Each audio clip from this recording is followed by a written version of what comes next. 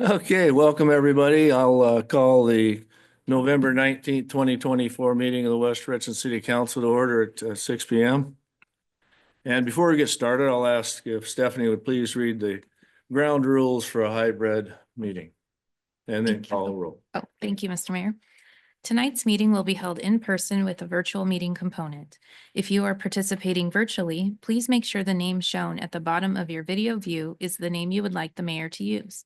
You can change this by right-clicking on your video view and selecting Rename. Audience members present in the council chambers will be called upon first during public comment periods. Those participating remotely should virtually raise your hand if you wish to speak. To virtually raise your hand, click on Participants and then click on Raise Hand. If you are participating by phone only, press *9 to raise your hand. Please limit all comments to 3 minutes. Okay, roll call. Brent Gary, Here? Richard Bloom, Here. Fred Brink, Here. David Fetto, Here. Here. Moran, Present. John Smart.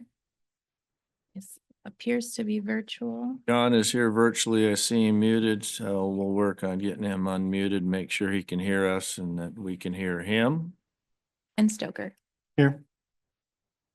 With that, last week we had Girl Scouts come and do the Pledge of Allegiance and brought cookies, but I don't see the council member Stoker, who's going to lead us tonight, brought the cookies, but that's okay. We'd ask you to please lead us in Pledge of Allegiance. I pledge allegiance to the flag of the United States of America and to the republic for which it stands, one nation under God, indivisible, with liberty and justice for all. Thank you, Council Member Stoker. Appreciate it. Council, the agenda is before you this evening. Are there any changes to the agenda? Seeing none, may I have a motion to approve the agenda as presented? I move to approve the agenda as presented. Second. Motion and a second. All in favor, say aye. Aye. Opposed, like sign. Motion carried. Before we get any further, John, you want to see if you can try to unmute yourself, or Stephanie work with him on that? So, John, can you hear us? Can you hear me now? Got you now. You got me? Yep, I do. Copy that 10-4, good buddy. Thank you. That wasn't high. That, I appreciate it. Thank you, sir. Thank you. Okay, and that brings us to our presentations, which we do not have any this evening. So next up is the consent agenda, which is considered basic city business taken by one vote, motion and approval. And the consent agenda this evening consists of payment of the bills, approve the minutes of the regular meeting November 5th and special meeting on October 29th. Ordinance 2420 relating to prohibiting stopping, standing, or parking on streets, amending West Richland Municipal Code Section 10.12.101 and 10.12.60W, as well as a motion to sign the 2024 Department of Corrections interagency agreement. And is there anyone from the audience who would like to speak to the consent agenda this evening? If so, come to the podium, state your name and address for the record. I see no one in house. And virtually, if anyone would like to address the consent agenda this evening, *9 or your virtual hand, please raise that to be recognized. Stephanie, I see no one virtually. Do you? Not see anyone with their hand up, no. Yeah, Council, may I have motion to approve the consent agenda this evening? I move to approve the consent agenda. Second. Second, all in favor, say aye. Aye. All right. Opposed, like sign. Motion carries unanimous. Thank you, Council. And this brings us to citizen public comment. This is our first of two opportunities for citizen comments not on the agenda this evening for this first comment period. If you would like to provide comments, please come to the podium, state your name and address for the record, and we will give you 3 minutes to provide your comments. Just as a reminder, City Council does not respond to questions during the comment period. If there's anything that staff or council can comment in regards to statements made, that can be done at the comment period at the staff and council reports. Anyone like to make comments this evening?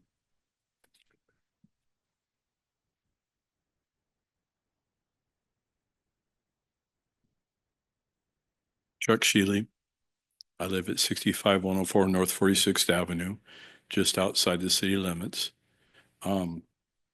There's a real problem that needs to be addressed. Roscoe's aware of it.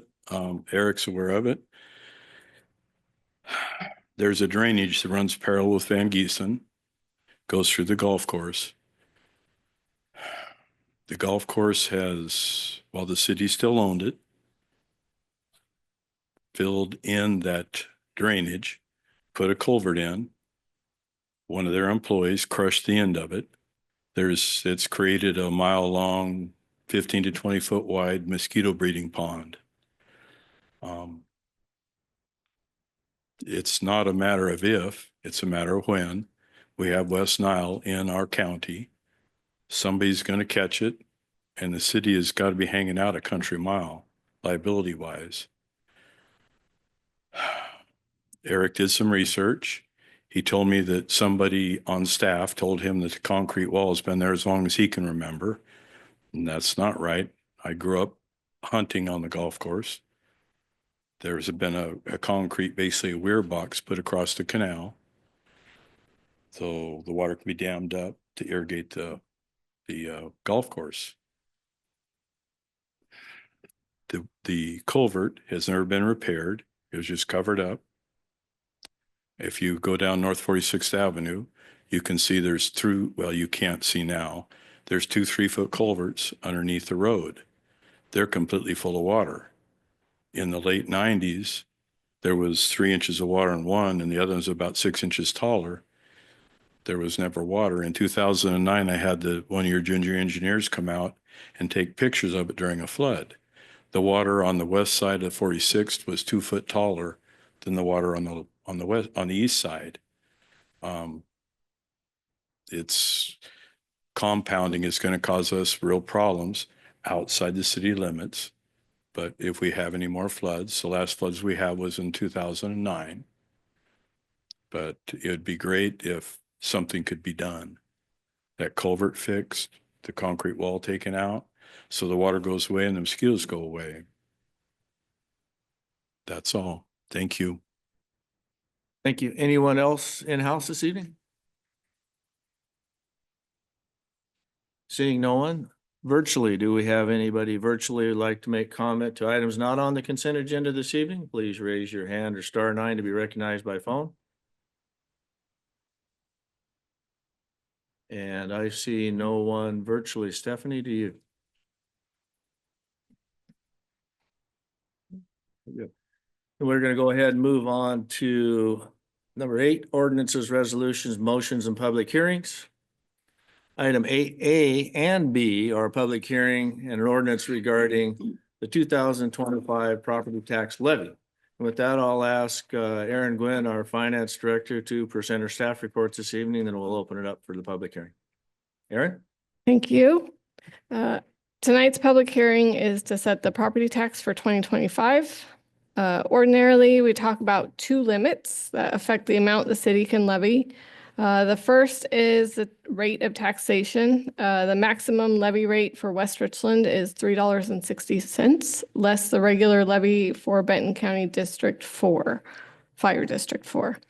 The fire district's maximum is $1.50, so we're always conservative and assume they take the full amount. So if you take the difference between $3.60 and $1.50, the result is $2.10, which is what we say is our limit. And you can see that on the screen on item A. The second limit restricts the amount of revenue generated by the levy for local governments with a population greater than 10,000.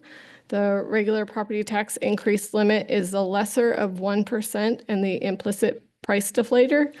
The IPD was higher than 1%. So for 2025, we're using 1%. The third limit, which we haven't talked about in my history here, I went back and looking for it, is the highest lawful levy since 1985. This is the dollar amount in revenue the city would receive if the full limit of 1% or implicit price deflator every year was what the previous year's levy would have been. So basically, if all through history, if we'd taken the maximum allowable amount since 1985, this is the dollar amount that the city would be able to levy. I have included this on the spreadsheet. This is a little bit different than I've done in the past. It's the highlighted number up here. Number was obtained from the county January of 2024 when the previous levy was being certified. This next image is what we received, the image we received from the county. You'll notice the two circled items are the highest lawful levy amount, which is that 3,107,600 and some change. And then the other amount is a bank capacity of 106,000 and a little bit more. So bank capacity is going to be the difference between the prior year's levy and the highest lawful levy, which is what we're trying to capture in 2025. So one of the questions might be, how has the city built a bank capacity when we've been taking the 1% year over year? There could be a couple explanations for this. The first being, when we set the levy, we're using preliminary numbers. So even tonight's numbers are preliminary. They're not certified until usually January sometime with the county. So they have the possibility of changing. Previously, the city has completed a levy certificate form, which I don't know if you remember them. I know even back in 2020, when the previous director left, it was known that you would write the amount we were levying, and then you would write in parentheses, estimated. Well, the county doesn't really accept the estimated part, and they will just take what you've written. The idea was previously that estimated would be like if the numbers change, so as they become certified, they've changed, the county would just automatically update our numbers. Well, these numbers are set by ordinance, which is legal, so they shouldn't be able to change them, and they haven't changed them for several years. So I think a combination of these two factors is what has built up the bank capacity.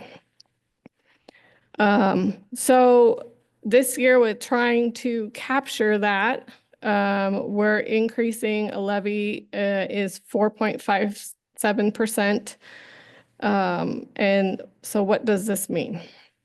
Back to our property tax worksheet, you'll see the 1% circled here. That's the 1% on last year's levy. So that's the $30,000. And then additional bank capacity. So it would be our previous highest levy rate times the 1%. So now it would be considered 107,000. So if you take those two numbers and add them together, you get $137,183 or 4.57%. So in our ordinance, this is unique. Normally this says 1%. I did a lot of research. We have a revenue problem trying to muster every dollar that we can. This was one way. So the anticipated levy rate is expected to be $1.14 per thousand assessed value, which is about identical to last year. For a home valued at $425,000, a West Richland property owner will pay about $485 in tax to the city, with $376 going to the general fund and approximately $109 going to the library fund. This next slide is kind of a summary. It's one of the popular ones, shows how $1 of your property tax money gets split up. This is not the assessments. This is literally just the tax portion of the bill. So 38.1% goes to the Richland School District, 21% to state schools, 18.4% to the fire district, 8.8% to the city's general fund, 7.7% to Benton County, 2.6% to West Richland Library Services, 1.9% to Kennewick, and 1.6% for the new police facility. This final slide I'd like to include for the excess levy, this is to pay for the police facility. I did have the question, I think, last week by a council member. This particular levy is not restricted to the 1%. We set this based on what our anticipated debt payment is. And usually when I calculate this, I don't, so I think our debt payment for the year is like 535,000. That's off the top of my head. We have a little bit of reserve in the fund that is there, but I take into consideration not everybody pays their taxes on time, so usually we have to make it just a little bit over for cash flow purposes. So that's just kind of the idea of how that number comes about. For the owner of a $425,000 home, a portion of the annual property bill to pay for the new police facility is approximately $80.75 a year, or $6.73 a month. In conclusion, the attached ordinance sets the 2025 property tax regular levy amount at an increase of 4.57% or $137,183 over the 2024 levy amount, plus any new construction and the refund levy. Staff recommends passing the ordinance. Thank you, Erin. Appreciate that. So with that, we will open the public hearing up at 6:17. We'll hear in-person comments first and then go virtually. If anybody would like to make comment in regards to this agenda item, please come to the podium, state your name and address for the record. I see no one in house. Stephanie, let's see, if anybody virtually, please raise your virtual hand or *9 to be recognized to make comment on this agenda item. I see no one virtually. Stephanie, do you? I do not see anyone, no. Thank you. With that, we will go ahead and close the public hearing at 6:17. And ordinance 2524 setting the property tax levy for 2025. Council, may I have a motion, please? I move to pass ordinance 25-24 and approve the levy certification fixing the amount of ad valorem tax to be assessed during the fiscal year ending December 31, 2025. Second. Sorry. Okay, thank you, John. We have motion and a second. Council, are there any questions that were not previously addressed in the staff report? We can take hands. John, did you have anything? I don't know if you. No, I was just trying to get a second in there. Thank you. Good, good. We were having trouble finding the mute button. I didn't know if you had your hand available or not there. It's a tricky thing to find. Appreciate it. That's good. Not a problem. You can wave at me. I'll keep my eye out. Kate, Moran, please. Thank you. I was just wondering, in the packet, what we had was the 2024 property tax worksheet. I'm wondering if there's any way that we could get that 2025 slide that you had in your presentation sent to us. That way we just have it for record. Yes, I'll even send you the presentation. Perfect. Thanks. Anyone else? Seeing none, all in favor say aye. Aye. Aye. Hi. Opposed, like sign. Motion carried. Thank you, council. Okay, moving on to item 8C is a resolution adopting changes to the city's financial policy. And again, our Director Erin Gwynn will present her staff report. Thank you. Again, before you tonight is a resolution to amend the financial management policies. This amendment is to reduce the reserve requirement in the general fund from 22% to 19.5%. The purpose of carrying a minimum reserve is to provide sufficient cash flow to meet daily financial needs and to be able to sustain city services in the event of a catastrophic event. Industry best practice is to maintain a general fund balance no less than what will meet the average cash flow needs, which is typically no less than 2 months for the general fund. An analysis was completed of the general fund's monthly expenditures using a rolling 12-month average for 2 months of expenditures. Using this method, there should be a minimum reserve balance of $1,749,561 as of August of 2024.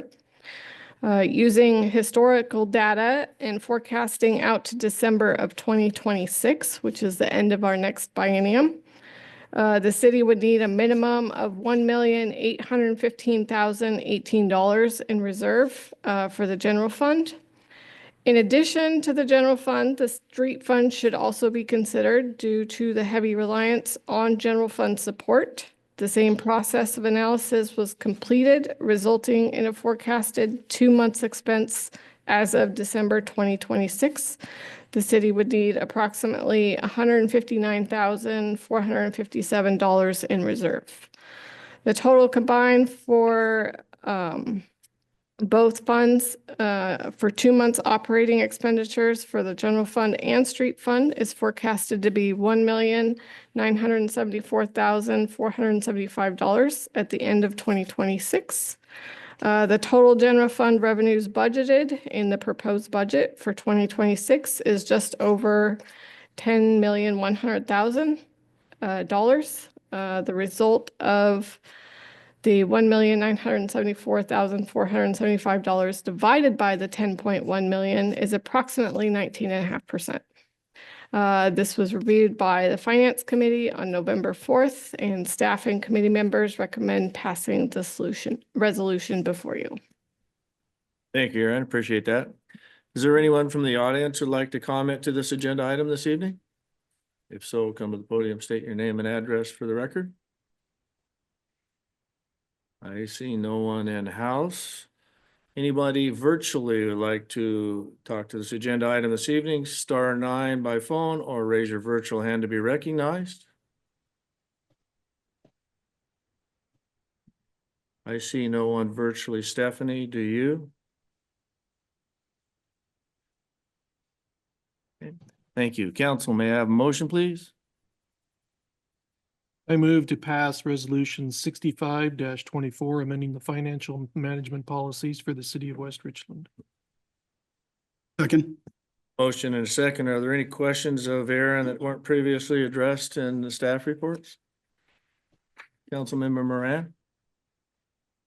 Thank you. Yes, I was just double looking at the numbers and for some reason it didn't look right. I just want to make sure that I'm seeing this right. You're saying that 1.974 million divided by 10.1 million, that's 19.5%? It's close. It's probably not exact. Okay. But we're saying that we need to take 1.974 million to go towards revenue. Wouldn't that mean that that's the amount that we would have to subtract? Because we would, So I need 1.974 with that number approximate, because these are based on forecasted estimations. I need that number to be my ending fund balance in general fund at the end of 2026. okay. Casting, I might add as well. Now it's clicking in my brain. Sorry, it's been a very long day. Thank you. What else? Seeing none, all in favor say aye. Aye. Aye. Opposed, like sign. Motion carries unanimous. Thank you, council. Moving on to item 8D is a resolution adopting changes to the city's personnel policy. We have our HR manager, Selena Smathers, joining us this evening. Thank you, Selena. And the floor is yours for your staff report. Evening, Council. So over the past few years, the city has faced growing pressure to ensure employee compensation remains competitive within our market while also staying within budgetary constraints. So despite limited resources, retaining highly qualified employees is crucial to maintaining organizational efficiency and institutional knowledge. So to achieve this balance, staff suggests a maximum pay for performance increase of 3%. So the employee evaluations and their performance-driven increase would max at 3%. And then a maximum cost of living to cap at 1%. So that would be 4% cumulative total max for employee increases. Obviously, some will be less because it is pay for performance. So staff suggests implementing a COLA based on the percentage of the increase of CPI from the month of August in the prior year from which the increase will take place. COLA is calculated by multiplying a CPI of 33.33%, 1/3. If CPI is 0 or negative, staff would not receive a COLA that year.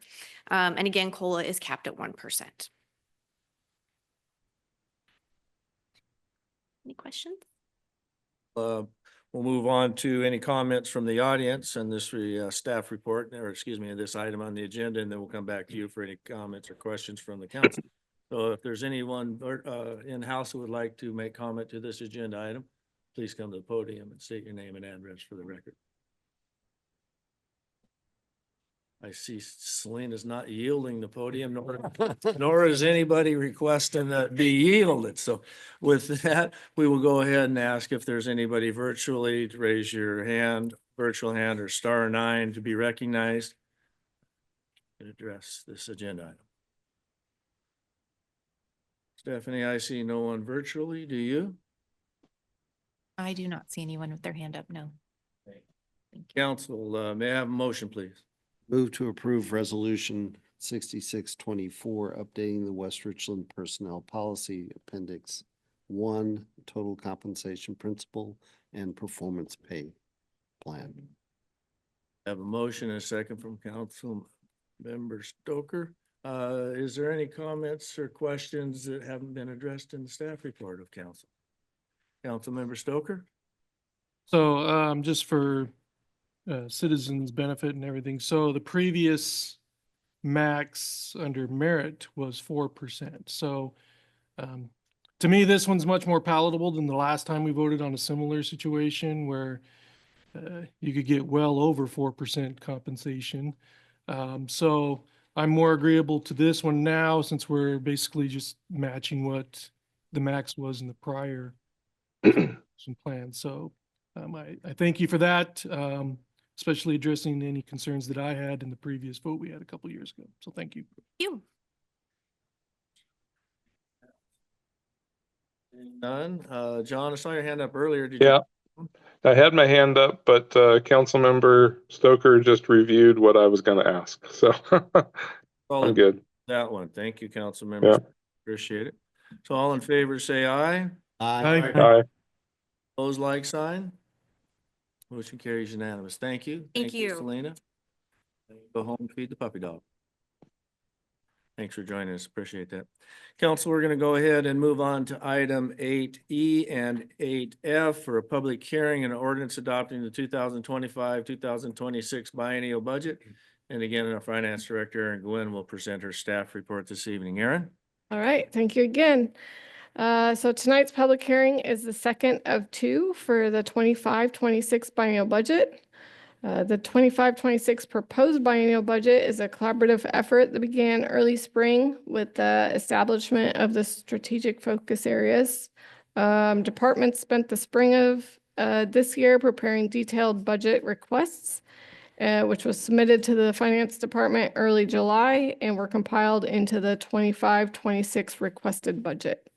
In mid-August, senior leadership team began the regular meetings to discuss the requested budget and strategies for balancing it into the 25-26 mayor's proposed budget, which was presented to council October 29th, and the first hearing was on November 5th. The mayor's proposed budget is available on the city's website. There have been no changes to the details within the budget since council received it on October 29th. Council has had it for 3 weeks for review, and I've not had any questions since the first public hearing on November 5th. This is the 25-26 proposed budget is included in Exhibit A. You can see the budget is approved at the fund level. All the detail was presented on October 29th as well as November 5th, is the detailed plan for spending and revenue receipts. But ultimately, Exhibit A will be what council adopts. The 25-26 proposed budget has expenditures totaling $109,816,794, with an estimated ending fund balance of $23,362,664 for a total budget of $133,179,458. These appropriations are balanced with resources of estimated beginning fund balance of $38,533,535 and revenues of $94,645,923, again totaling $133,179,458. Council does have the option to pass the ordinance adopting the 25-26 budget after the public hearing tonight. Council also has the option to continue the public hearing day to day until December 1st. The budget will need to be adopted prior to December 31st, 2024 in order for the city to have the authority to expend funds in 25-26 biennium. Thank you, Aaron. One note, please. As I reviewed the staff report, I missed the last line on your staff report. There should have probably been, there have been no changes to the staff report. I missed that. I'm sorry. That's my fault. So could you clarify that indeed is a typo? Yeah, there have been no changes. My apologies. I'm the last one to touch it, so it's me. My bad. It was a long weekend too for Aaron. We have a lot of work going on. All right, real good. And with that, we will go ahead and open the public hearing up at 6:32. If you would like to address council in regards to this agenda item, please come to the podium, state your name and address for the record, and then we'll move on to our virtual attendees. Anyone in-house? Seeing no one in-house, we will go ahead and move on to our virtual attendees this evening. Raise your virtual hand or *9 if you're by phone to be recognized. Make comment on this agenda item this evening. I see Gail Brown has her hand up. We will unmute you, Gail, and then you can have 3 minutes to address council in regards to this agenda item. I just wanted to say that I didn't get a chance to read all of the budget, and it would be nice if we could advertise that better, maybe put it on the reader board. Hey, the budget's online if you want to look at it. But regardless, I did hear that the code enforcement got pulled again. So we're virtually with that code enforcement. And, you know, in my opinion, that is one of the biggest tools the city has as far as crime and homeless, you know, situations. And it just some of these pockets are just getting horrible, including the businesses along Van Giesen that aren't keeping their frontage up. And so I'm really disappointed in that we had a dog catcher that went to full time to at least have a half-time code enforcer. She's never done it. I'm not blaming her, but you know, management has not enforced a half-time code enforcement with her at all. So she's a full-time dog person. We need a code enforcement person. And like I said, not just for the neighborhoods, but some of these businesses. And I know you guys drive by them all the time. I know the city staff drives by these neighborhoods. And so, you know, if you get a chance to put that in, you really need to. I'm kind of disappointed that the house property tax, you know, was increased like that, especially when we're getting ready at some point to have to pay for a high school and just keeps dipping in. Everybody wants a part of that money, but that's just me. But the code enforcement, it's you guys got to pick that up sometime sooner than later. Thank you. And I know, Can I clarify something? and I know that council does not make comments in regards to that, but Ms. Brown, I just let you know that the code compliance is still in the budget. Okay, I heard it got pulled. No, it's in. So I know council doesn't make comments, but I felt it was necessary to, I didn't know if you're going to stick around for the rest of the meeting. So I just wanted Now, is that going to be a full-time code enforcement, or are we just doing summer again? to the same manner in which it is in the last budget cycle. This summer. All right. Anybody else virtually? Seeing no one. Council, may I have a motion, please? I move to pass ordinance 2624, adopting the budget of the city of West Richland for the 2025-2026 biennium. Second. Motion and a second. Council, any comments, questions of Aaron in regards to the agenda item this evening? Councilmember Bloom? Aaron, we passed a larger than expected property tax increase. Is that reflected in, I mean, since is it reflected in the budget? So there was It is a change in reflected. per Mhm. year. That is correct. So I think in finance committee, when I had the worksheet that we reviewed, I didn't spell it out the same way. I did have the highest levy limit in there, and this was the amount, but I split it out this way so you'd see what the 1% is and then the difference. And so a lot of research on how to write it so it was written in the ordinance correctly. So yes, it is included though. Thank you. Councilmember Moran? Thank you very much. I'm wondering the agenda item 8C with the addition of $256,000 to the budget that we'll be getting, that was not included in the proposed budget, was it? It didn't look Yes, so. it was. If you look Oh. at the ending, so if you look at that was needed to pass in order to pass the budget. If you look at the projected ending fund balance for the general fund, it is set to be 2071599, so just above the 1974 number that we had talked about in that financial management policy. So yes, if we would have passed this budget, this would have fallen below the 22%. So that 19.5 was to make this budget work. Okay, thank you. I misread the staff report part then. Thank you. Mayor Pro Tem Brink? Thank you, Mr. Mayor. As my fellow council members know, I was invited to participate in the senior staff discussions as this budget was being developed. I probably attended at least half dozen meetings as this was taking place. And one of the things that I do want to state publicly is the dedication of the city staff to bring together a budget that is working in very austere times. The mayor, finance director, and all the other staff really work together to try to put something that will ensure the safety of the city, help ensure that essential services are being delivered. And that's why I did advocate myself to retain code enforcement, as well as perhaps suggested some creative ways to try to address, budget challenges. So I'm glad to have been a part of that, but I really want to thank city staff for the hard work that they did in putting this all together. It truly was a tremendous effort. Thank you. Thank you, Mayor Pro Tem. And we do too appreciate your input.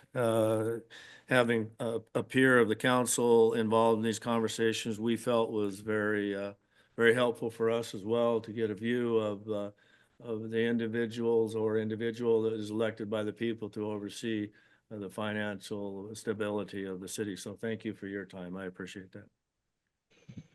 Okay. Okay, with that, ordinance 2624 adopting the 2025-26 biennial budget. Do I have a motion? No, I got a motion. Let me go. All in favor, say aye. Aye. Aye. Opposed, same sign. Motion carries unanimous. Thank you, council. Much appreciated. Okay, we're going to go ahead and move on to item 8G and an ordinance amending the West Richland Municipal Code Section 1410-020 and adopting multifamily design standards. Community Development Director will have Eric Mendenhall presenting staff reports this evening. Thank you, Mr. Mayor, members of the council. In response to significant multifamily development, citizen feedback and concern of future multifamily development design, on June 13th of 2024, City Council adopted an interim development regulation for design and development guidelines for multifamily. This IDR was adopted for 6 months to allow for the Planning Commission and public to review the guidelines and make changes based on public process. The proposed design and development standards apply to duplexes, cottage housing, townhomes, and 3 or more multifamily unit developments.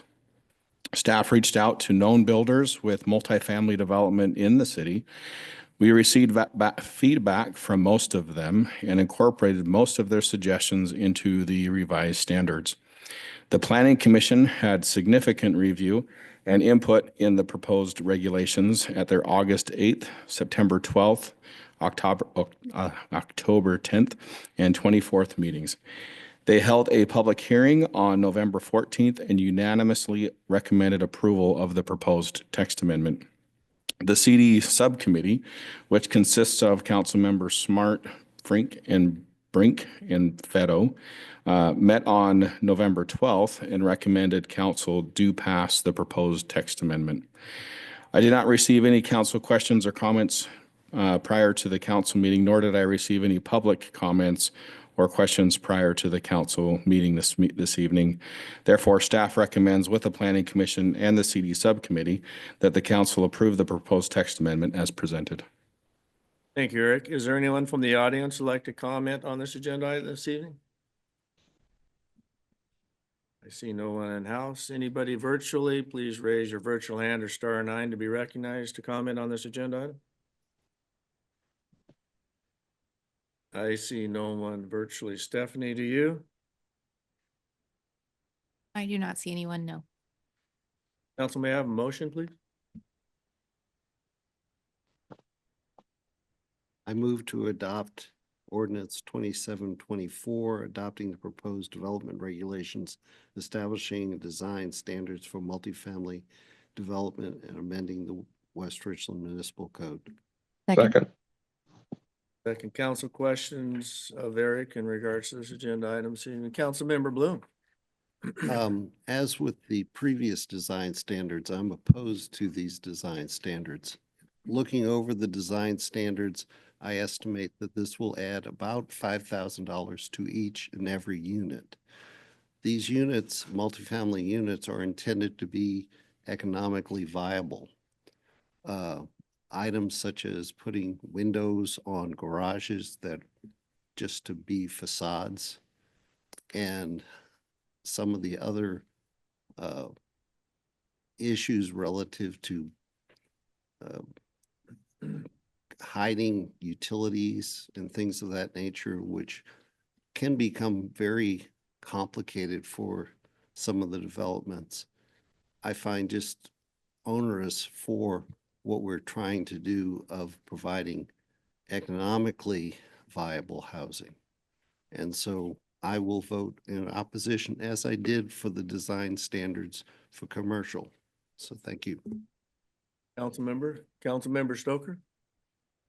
So I also want to express my position in that I am going to be voting against this as well. Even though I didn't comment since the packet has come out, I have discussed this with Mr. Mendenhall in the past, and my dislike for what I consider infringements on the rights of property owners to develop their property in the way that they find amenable.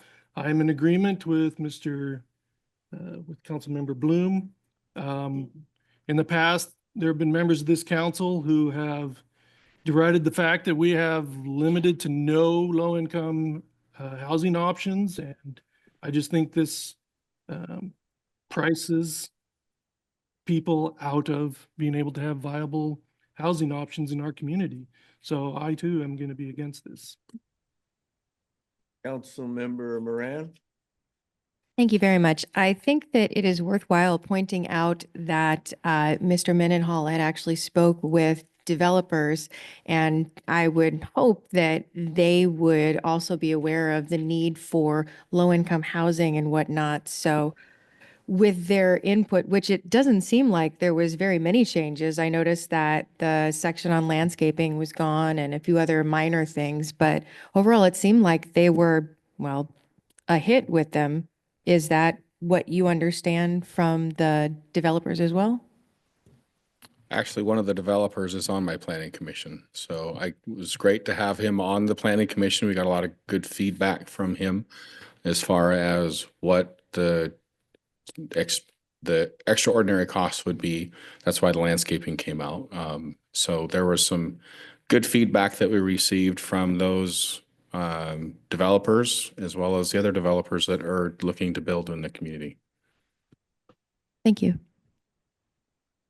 Councilmember Fetto? Thank you, Mr. Mayor. I was going to point that out as well, that we had two of the largest multifamily developers in the city part of this process. Is that correct, Eric?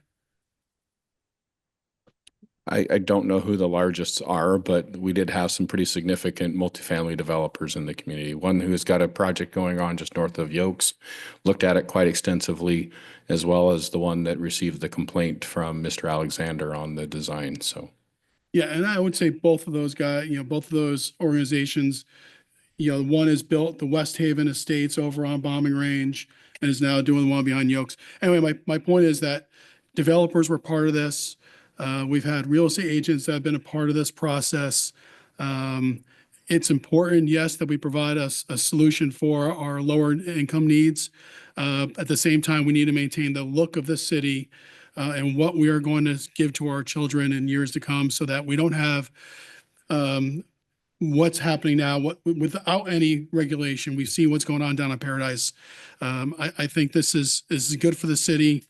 The fact that builders, real estate agents were involved in this process to develop this, I'm in favor. Thank you. Mayor Pro Tem Brink? Thank you, Mr. Mayor. I think it is absolutely essential that this city have development standards as we continue to expand.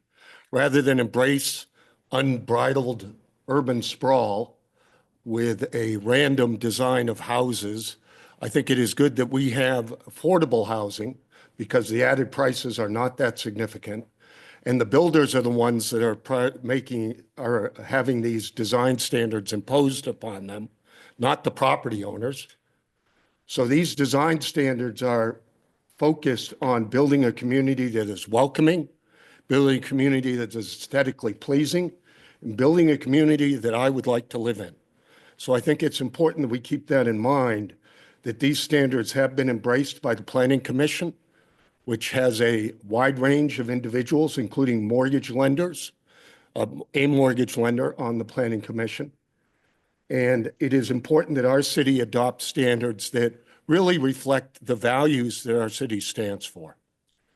So I do intend to vote in favor of this. Back around one more time, Councilmember Stoker? So I'd like to respond to a couple of the assertions. I don't doubt that there are developers who are in favor of this. I mean, there are, whether it's the top two biggest ones in our community, if they're already going to develop these to these standards, I don't see why we need to A, codify it, and B, force other developers to have to also bear the same burden. They're just forcing what they want to do onto their competitors so that they don't have to compete with somebody who will put in a lower economic viably product. Let's see, what was the your comment, Mr. Brink? Which one was that? Oh, so many thoughts in my mind. Let's see. Property owner. Oh, right. So any business that's going to stay in business is going to pass on all of this to the consumer, whether that's the eventual owner of the property in a home or a condominium or a townhouse or whatever, or the renter of the property in a multifamily situation of an apartment or something.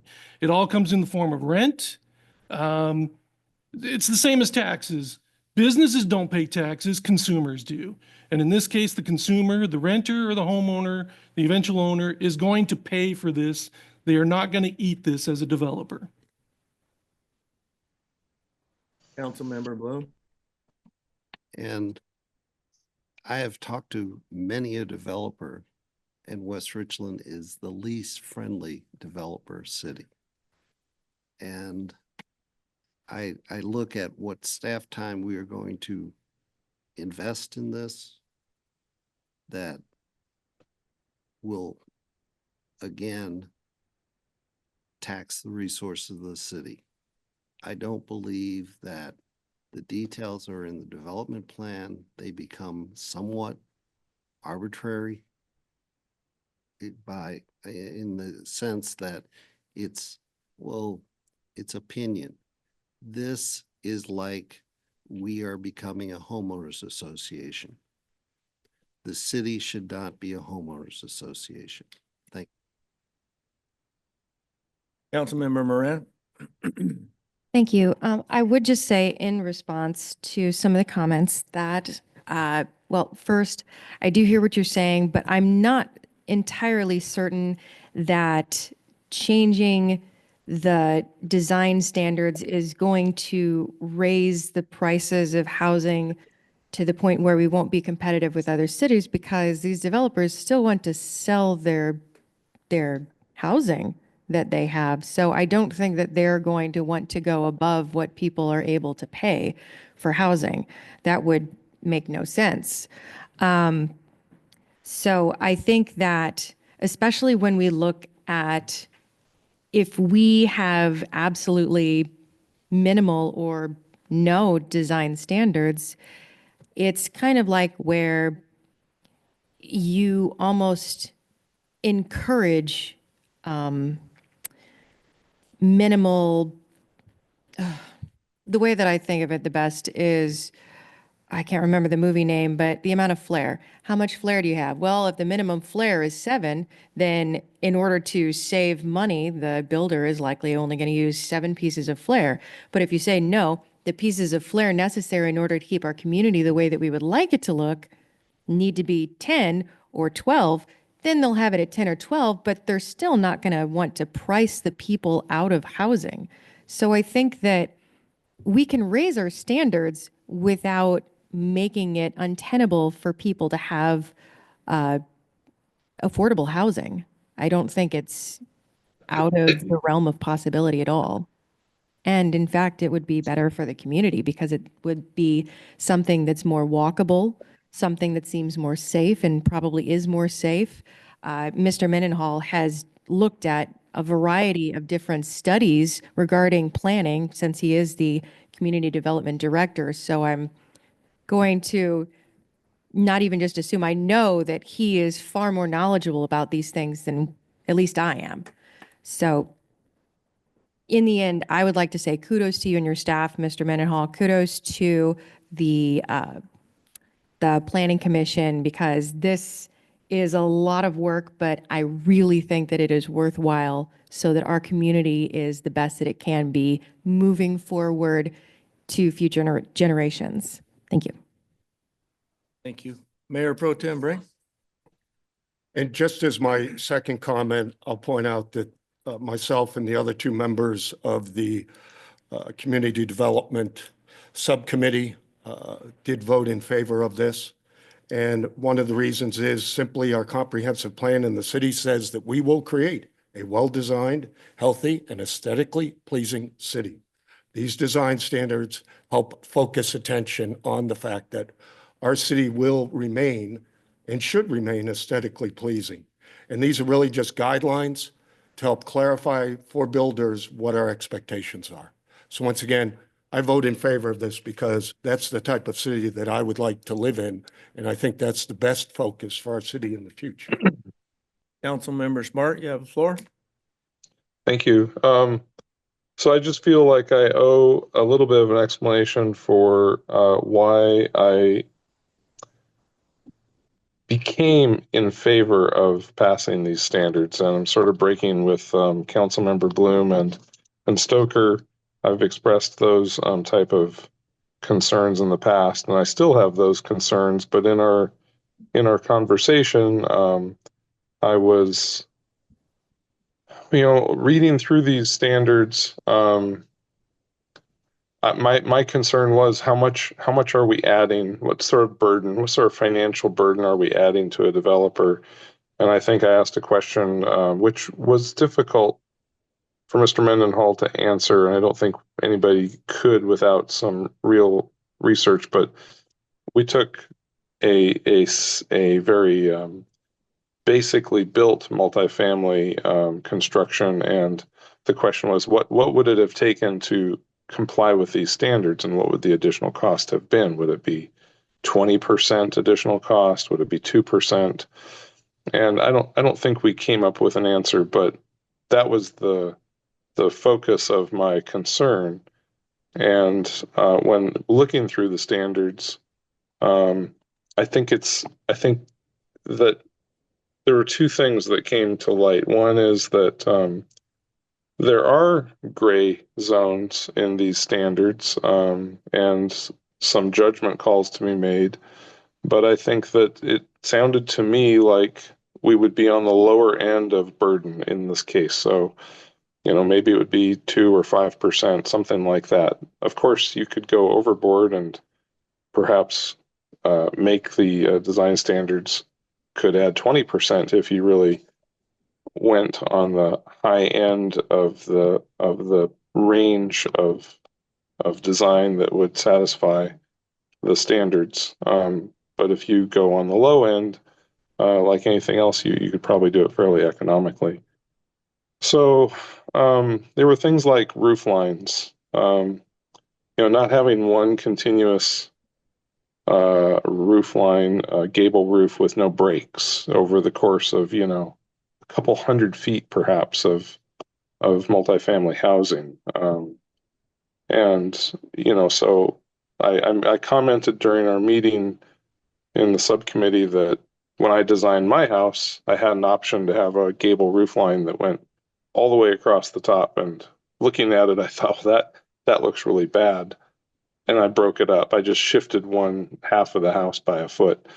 And it's not super gorgeous, but I think it looks better than one continuous thing. And there were a number of design elements like that. Like, are you just going to have a window on a wall, or are you going to put a frame or a framework around it, which I've personally done, and it's not that much work. So I think long and short of it is what I'm saying is when I looked at the actual standards, they didn't seem that onerous. And yet they did, as we've heard from other council members, add aesthetic value and so forth to most people's eyes. Now, I did bring up the fact that one of the standards disallows a single type of exterior siding to be used over the entire surface area of the building. And I brought up the possibility of somebody wanting to do a single story stucco hacienda style retirement village or something like this, right? And so there's a sticking point here in my mind, like that wouldn't be allowed, but yet it should be allowed because I've seen some very beautiful, very aesthetically pleasing styles like that. And so one of the assurances that I received from our planning department, and I think the other council members, and one of the truisms on ordinances like this is that if somebody does come and wants to build a complex that has a perhaps otherwise aesthetically pleasing look to it, but somehow doesn't comply with these standards, that it should be well known amongst the community, the developers, and this council that person can come to the council, or hopefully just the community development director, and work with us on that, and that this can be somewhat of a living document, and that changes can be made over time to keep it within reason.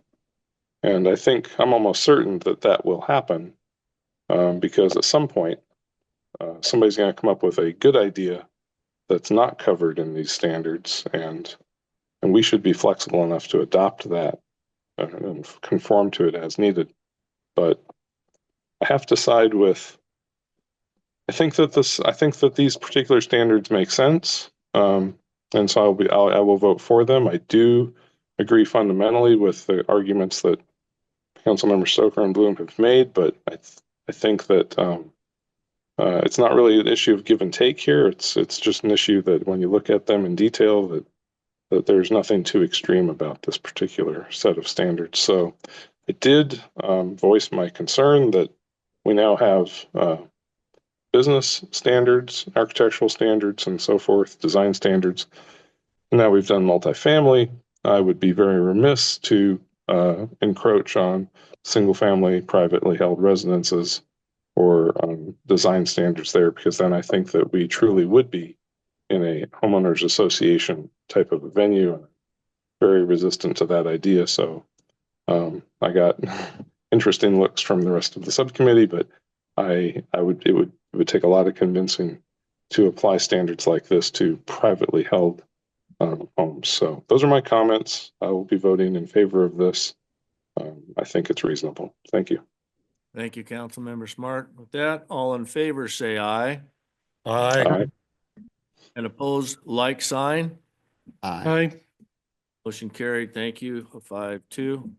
And with that, we're going to go ahead and move on to unfinished business, which we have none, and nor do we have any new business this evening. So that brings up the second opportunity for citizen public comment. If you'd like to address council this evening, please come to the podium and state your name and address for the record. We'll provide 3 minutes of your time. Anyone locally in here? Nobody in house. Virtually or *9, raise your hand to be recognized. I see Gail Brown has her hand up. Go ahead and unmute. Ms. Brown, you have the floor for 3 minutes. I just wanted to say that we've had our water lines down in here replaced, and they were down here in a couple months. It was down here on Chelan and Arlington and in this area. And I wanted to say that the construction guys that were brought in here, Sharp and Presler, they were so good to work with. I even looked like I was headed for my car. Things went flying out of the way for me. So I just wanted to mention that they were just excellent, excellent for us to work down here with. And then I have to say one irony thing is that you guys are talking about the appearance of the city. So again, that's not taking in all of the city because you're just letting areas of the city go to shit. So that's my irony thing. And I'm done. Thanks. Yep. Anyone else virtually? Seeing no one, we'll go ahead and move on to staff, council announcements, reports, and comments. Staff members, do you have any comments this evening that you would like to address council and or the public? Council member. Oh boy, that'd be a task. Public Works Director, Mr. Slade. Thank you, Mayor. A couple things tonight. So just a reminder for our council subcommittee, utility subcommittee, you have homework that's due tomorrow. So we have SOQ, Statement of Qualifications, on our 2 million gallon reservoir that will go on Belmont. So we've got a number of consultants that submitted statements of qualifications. So Councilmember Smart, Councilmember Hayes, that's due tomorrow by 3. And thank you, Councilmember Brink, he got his in. So, and the reason I'm pushing it is tomorrow we have another SOQ that comes in for our Well 12R project. So you will get more homework to do. So I don't want you to get behind and whatnot. So, Got it. just friendly reminders, you know, and there's a third one coming about a treatment plant expansion. So it's I joke about it, but it's important that we stay on schedule. Hopefully we can select off of these and start negotiating contracts, and working around the holidays makes it difficult. So trying to keep you, not homework over Thanksgiving, but we'll get there. The other thing, I don't get a lot of chance to talk up our engineering team or our inspection team. I mean, they do a fabulous job of bringing money into the city to do projects, but it's really cool when our projects win awards. And so our Bomb Range Keene Road intersection project won a first place in paving for quality and smoothness. And it's highly abnormal that an intersection, or one that was piecemealed and paved in so many different phases, turned out that smooth and whatnot. So it won a state award from the Washington Asphalt Pavement Association. So we sent some of our staff that are instrumental, our engineer, and then our construction manager went and accepted the award. It's got my name on it, but really I didn't have anything to do with it. So it's we've got a rule about unwarranted thank yous. I didn't earn this one. This is my staff. So it's pretty cool. Something else to hang up. And I think it's only the second one that the city's received since 25 years that I can remember. I think we got one on Bombing Range back in 2008. So pretty cool. I've never seen one for an intersection. So kudos to the team. update on Keene Road Phase 4 Pathway Project. This is the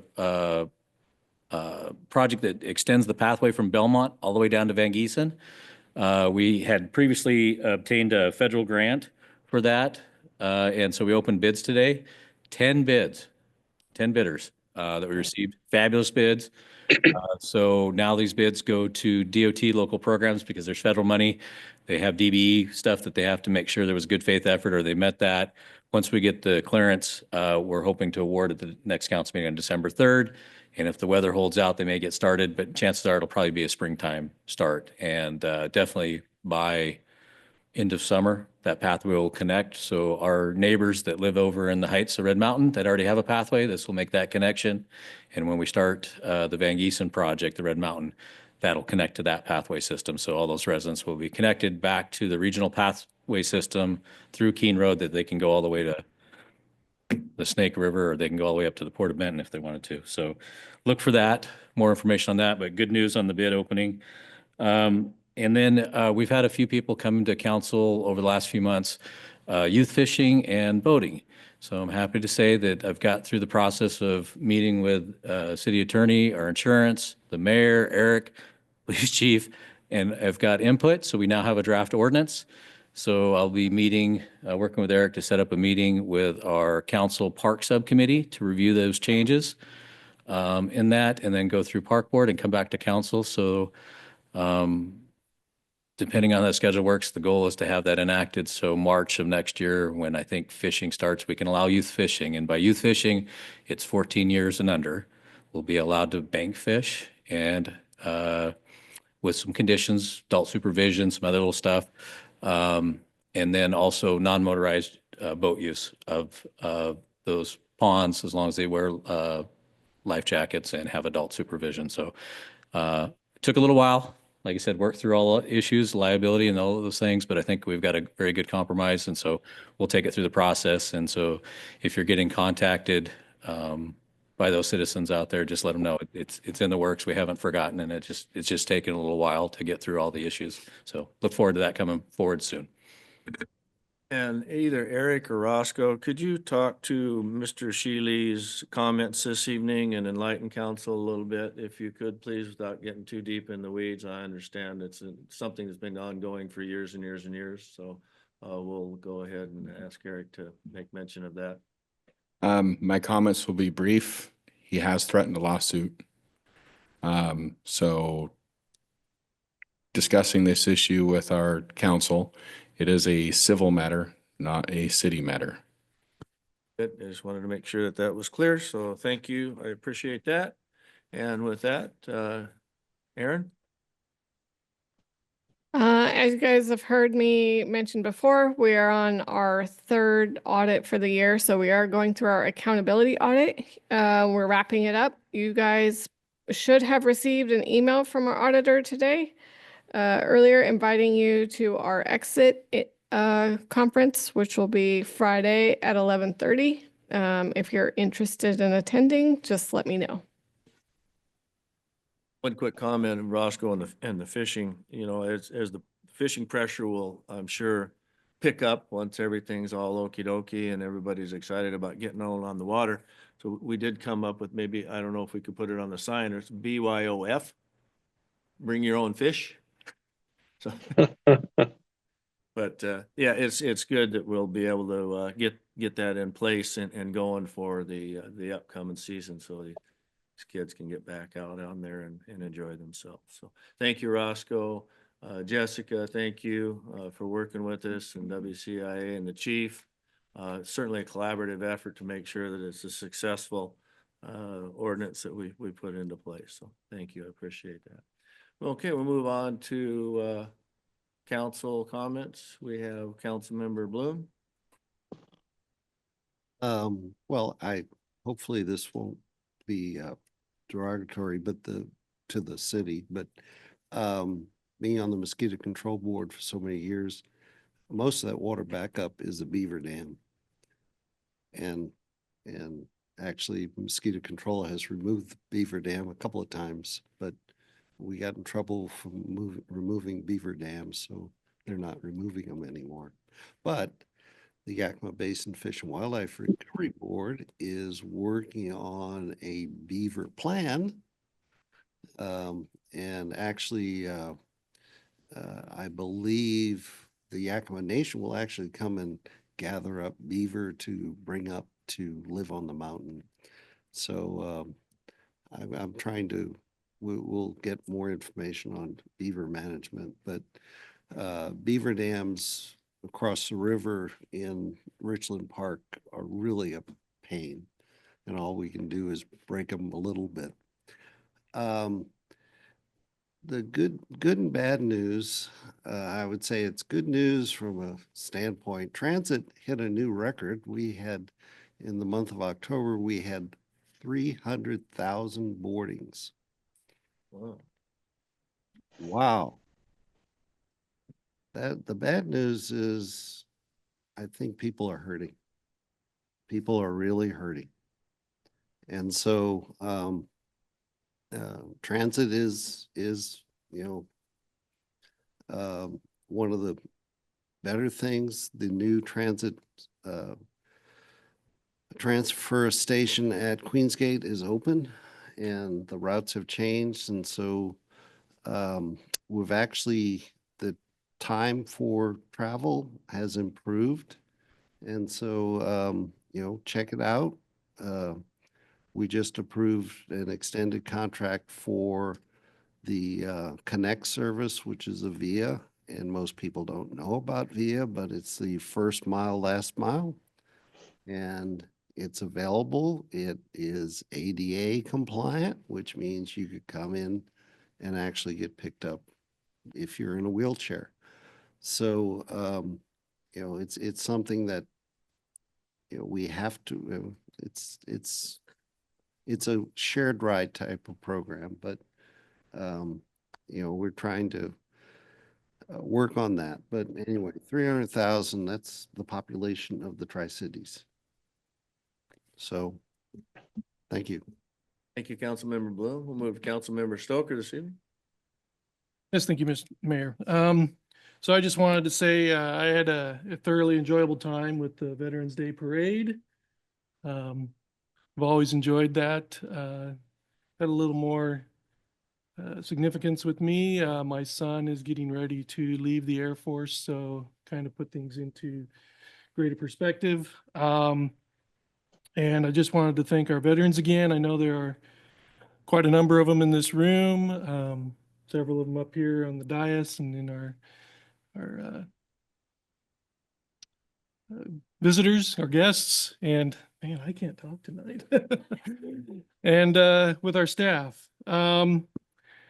I also wanted to, I like to read, and I love our country and the concept of that our country is based on.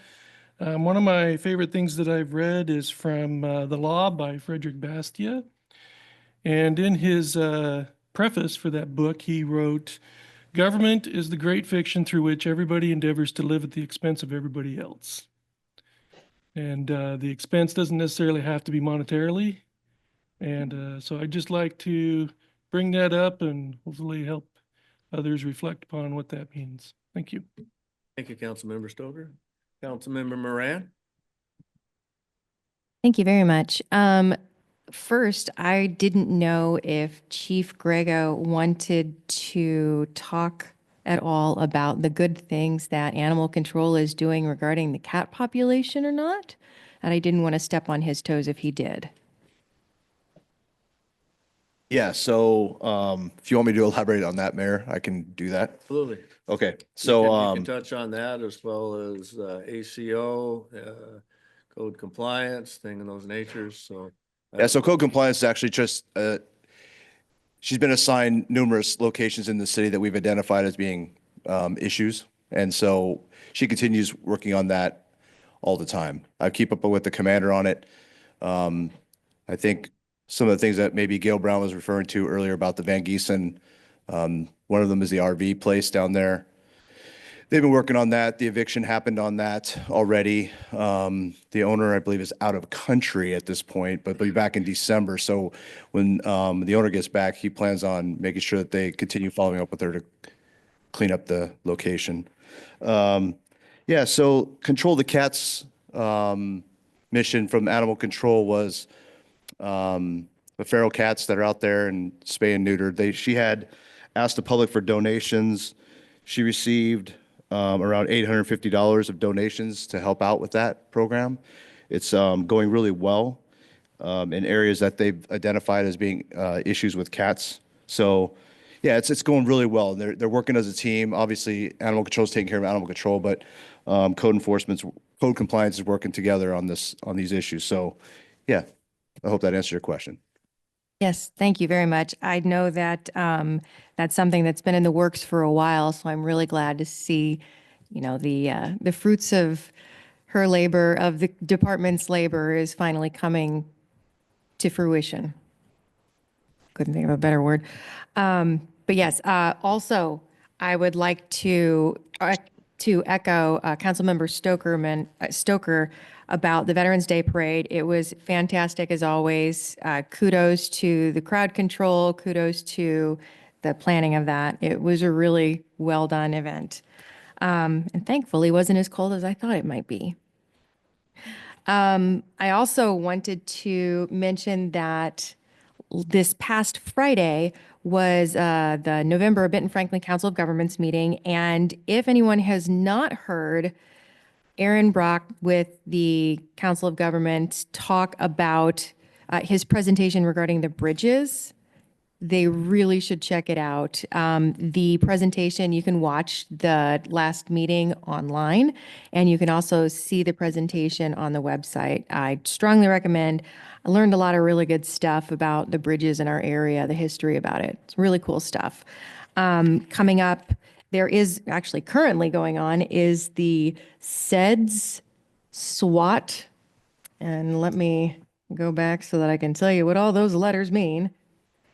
They are the Comprehensive Economic Development Strategy Survey regarding strengths, weaknesses, opportunities, and can't remember what the T stands for, but basically a survey about our community, what we've got going forward, how to make sure that we can do the best that we can do, specifically regarding comprehensive economic development strategy. So there's a survey currently on the Benton Franklin Council of Government page, and hopefully folks will be able to go there and submit their responses to this survey so that the SWOT survey can be as